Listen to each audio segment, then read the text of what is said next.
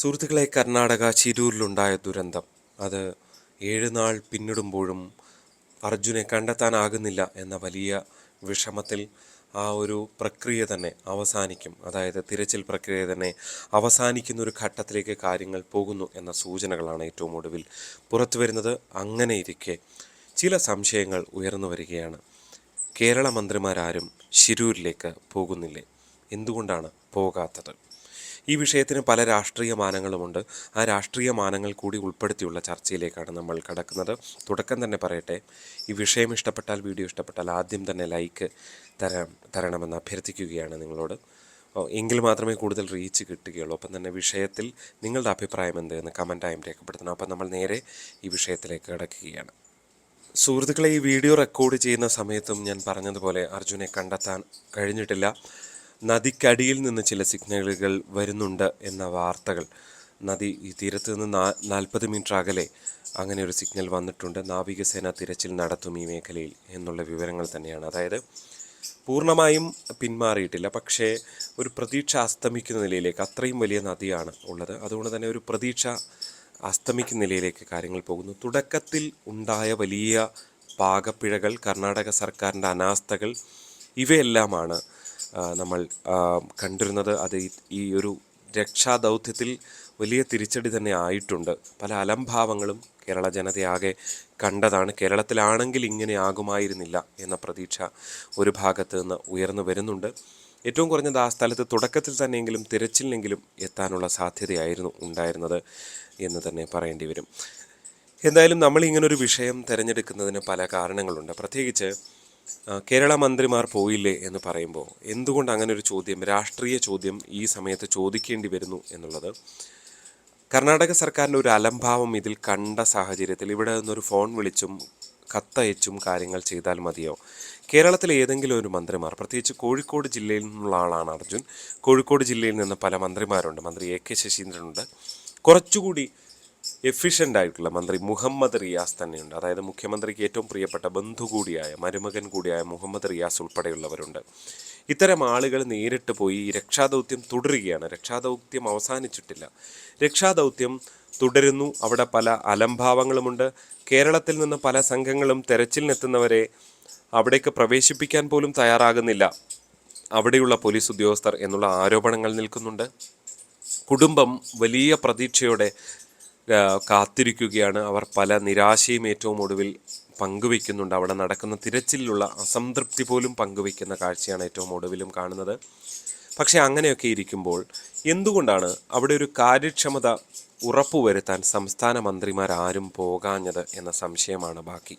സാധാരണ ഇങ്ങനൊരു വിഷയം ഉണ്ടാകുമ്പോൾ നമ്മളൊരു മോട്ടോർ വാഹന വകുപ്പ് ഉദ്യോഗസ്ഥരെയാണ് ആദ്യം അയച്ചത്. പക്ഷേ അവരെ അവിടെ പ്രവേശിപ്പിക്കാൻ പോലും തയ്യാറായിരുന്നില്ല. യഥാർത്ഥത്തിൽ അവിടുത്തെ മുഖ്യമന്ത്രി സിദ്ധരാമയ്യ വന്ന് ഒന്ന് പ്രദക്ഷിണം വെച്ച് പോയി. അതിന് തൊട്ട് മുൻപ് തലേദിവസം കുമാരസ്വാമി, കേന്ദ്രമന്ത്രി കുമാരസ്വാമി വന്നുപോയി. ഇങ്ങനെയൊക്കെയുള്ളവർ വന്നു പോകുന്നുണ്ട്. ഒരു അറ്റൻഷൻ, കർണാടക സർക്കാരിൻ്റെ അറ്റൻഷൻ അതിൽ വന്നിട്ടുണ്ട്. പക്ഷെ അവിടെ ആത്മാർത്ഥമായ പ്രവർത്തനം നടത്തുന്നുണ്ടോ എന്ന സംശയം കുടുംബം ഉന്നയിക്കുന്നുണ്ട്. പക്ഷേ അവിടെ എത്തിയ സൈനിക വിഭാഗങ്ങൾ കൃത്യമായി തന്നെ അവരുടെ ജോലികൾ ചെയ്തു പോകുന്ന കാഴ്ച നമുക്ക് കാണാൻ സാധിക്കുന്നുണ്ട്. പക്ഷേ ഈ റഡാറുകളടക്കം, കൂടുതൽ ആധുനികമായ റഡാറുകളടക്കം അവിടെ എത്താൻ വൈകിയത് നമ്മൾ കണ്ടു. എന്തുകൊണ്ട് തന്നെയാണ് തുടക്കം മുതലേ സൈന്യം ഇവിടേക്ക് ഇത്തരം കാര്യങ്ങൾ എത്തിക്കാത്തത് എന്ന സംശയം ബാക്കിയാണ്. അവിടെ ഏറ്റവും പ്രധാനപ്പെട്ട സംശയം സൈന്യത്തെ തുടക്കം തന്നെ വിളിക്കാതിരുന്നതിലെ അപജയം തന്നെയാണ്. അതൊരു അപകടമായി തന്നെ മാറിയിട്ടുണ്ട് എന്നുള്ളതാണ്. കാരണം സൈന്യം ഏത് തരത്തിലുള്ള, ആ സ്ഥലത്തെത്തുമ്പോഴാണ് ഏത് തരത്തിലുള്ള കാര്യങ്ങളാണ് അവിടെ വേണ്ടത് എന്നത് സംബന്ധിച്ച് ഒന്നിൽ ജില്ലാ ഭരണകൂടമോ കർണാടക സർക്കാരോ സൈന്യത്തെ ബോധ്യപ്പെടുത്തേണ്ടതായിരുന്നു. സൈന്യം ഉള്ള കാര്യങ്ങളുമായി നേരിട്ട് അവിടെ എത്തുമ്പോൾ, അല്ലെങ്കിൽ ആദ്യമേ തന്നെ എത്തിയിരുന്നെങ്കിൽ അവർക്ക് മനസ്സിലായി തൊട്ടടുത്ത ദിവസങ്ങളിൽ കൂടുതൽ സൗകര്യങ്ങൾ എത്തിയേനെ.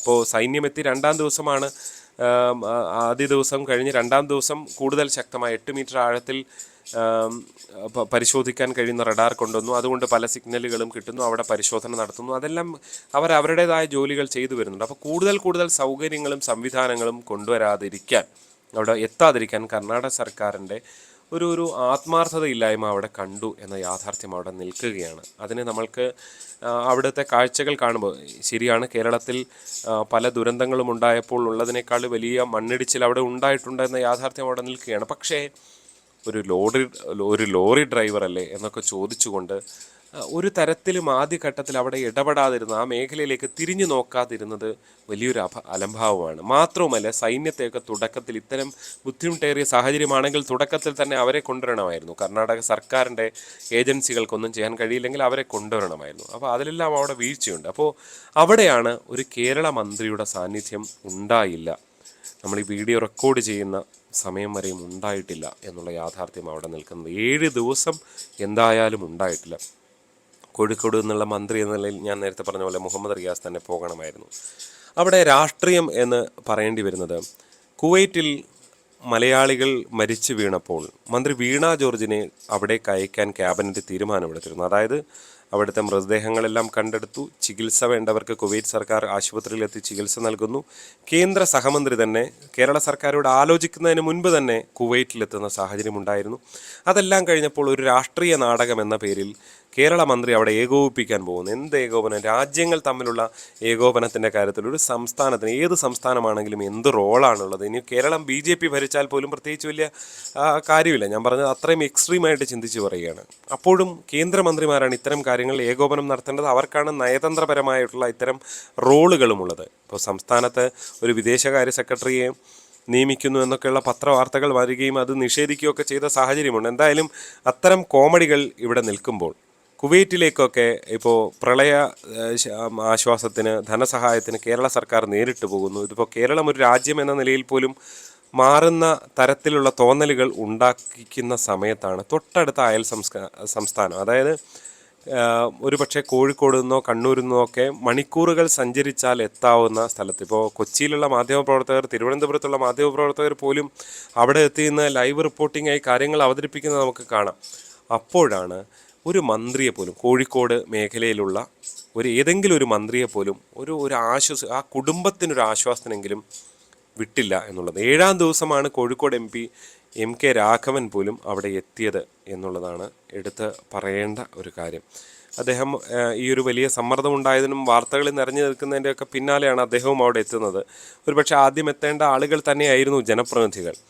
അങ്ങനെ പല മനുഷ്യരും പല ഘട്ടങ്ങളിലും പലയിടത്തും പോയി ഇത്തരം രക്ഷാദൗത്യത്തിൻ്റെ ഭാഗമായി നിൽക്കാറുണ്ട്. നമുക്കറിയാം, പെട്ടിമുടി ദുരന്ത സമയത്ത് ഡീൻ കുര്യാക്കോസ് MP അവിടെ ദിവസങ്ങളോളം ക്യാമ്പ് ചെയ്തിരുന്നു. കോട്ടയത്തൊരു മഴക്കെടുതി ദുരന്തമുണ്ടായപ്പോൾ അങ്കമാലിക്കാരനായ ഒരു ഡ്രൈവർ കോട്ടയത്ത് മരണപ്പെട്ടു എന്ന് അറിഞ്ഞപ്പോൾ അത് വെള്ളത്തിൽ വീണ കാറ് വലിച്ചു കയറ്റാൻ വരെ റോജി M. ജോൺ MLA ഉണ്ടായിരുന്നു. അങ്ങനെ പല ഇടത് MP-മാരും ഒക്കെ പലയിടത്തും അങ്ങനെ പോയി നിന്ന് പ്രവർത്തിക്കാറുണ്ട്. അവിടെ സാധാരണഗതിയിൽ ഇത്തരം ഒരു സംസ്ഥാനം ഫെഡറൽ പ്രശ്നങ്ങളൊക്കെ ആയിരിക്കാം. പക്ഷേ എന്നിരുന്നാൽ തന്നെ ആ സ്ഥലത്തൊന്ന് സന്ദർശിക്കുക പോലും ചെയ്യാനുള്ള താല്പര്യം എന്തുകൊണ്ടാണ് സംസ്ഥാന സർക്കാരിന് ഇല്ലാതെ പോയത്? സംസ്ഥാന സർക്കാരിന് ഒരു റോള്, ഒരു നേരിട്ടുള്ള ഒരു ആശയവിനിമയം നടത്താവുന്ന സ്ഥലത്ത് സംസ്ഥാന സർക്കാർ ഒരു മന്ത്രിമാരെ പോലും വിടുന്നില്ല. അതിനെക്കുറിച്ച് ചിന്ത പോലുമില്ല. അവിടെയാണ് കേന്ദ്രത്തെ കുറ്റപ്പെടുത്താനായി കുവൈറ്റ് എന്ന് പറഞ്ഞ ഒരു അനുമതിയൊക്കെ ചോദിച്ചുകൊണ്ട് കുറേ രാഷ്ട്രീയ ആഭാസങ്ങൾ, അപ്പോൾ BJP ഗവൺമെൻറ് ആയതുകൊണ്ട് അവരെ കുറ്റപ്പെടുത്തി അങ്ങനൊരു രാഷ്ട്രീയ നേട്ടം ഉണ്ടാക്കാം എന്നൊരു ലോജിക്കായിരിക്കാം ഒരുപക്ഷെ അവിടെ പ്രവർത്തിച്ചിട്ടുണ്ടാവുക എന്ന് മനസ്സിലാക്കേണ്ടി വരും. എന്തായാലും ഇവിടെ നിങ്ങൾക്ക് പണിയുള്ളിടത്തെങ്കിലും ആരെങ്കിലും വിട്ട് ആ കുടുംബത്തിനെങ്കിലും ആശ്വാസം തരുന്ന നിലയിലേക്ക് ആ ഗ്രൗണ്ട് സീറോയിൽ പോയി ഒന്ന് സന്ദർശിക്കേണ്ട ഉത്തരവാദിത്തം കേരള സർക്കാരിനുണ്ടായിരുന്നു. പ്രത്യേകിച്ച് നിങ്ങളുടെ അണികളൊക്കെ സിദ്ധരാമയ്യ സർക്കാരിനെതിരെ കൂടുതൽ വിമർശനം ഉന്നയിക്കുന്ന സാഹചര്യത്തിൽ കൂടി നിങ്ങൾ പോകേണ്ടതായിരുന്നു. എന്തെങ്കിലും രാഷ്ട്രീയ നേട്ടമുണ്ടെങ്കിൽ മാത്രം പോകുന്ന നിലയിൽ നിന്ന് കുറച്ചുകൂടി ഒന്ന് വളരാൻ സർക്കാർ ശ്രമിക്കുന്നത് നല്ലതായിരിക്കും. മറ്റൊരു വീഡിയോയുമായി ഉടൻ കാണാം. നന്ദി.